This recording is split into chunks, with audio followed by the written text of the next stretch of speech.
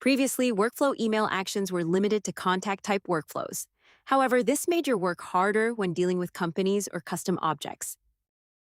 So, we're excited to announce that email actions are now available in company and custom object workflows. Let's learn how to use it. In the Workflows tab in the Automation section, edit or create a company or custom object workflow.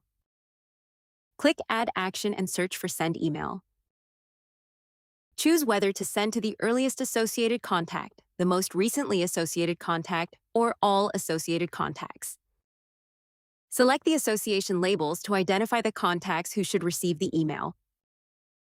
This helps you automate emails from company and custom object workflows with easy multi-relationship contact management, simplifying your connection with related contacts without needing workarounds.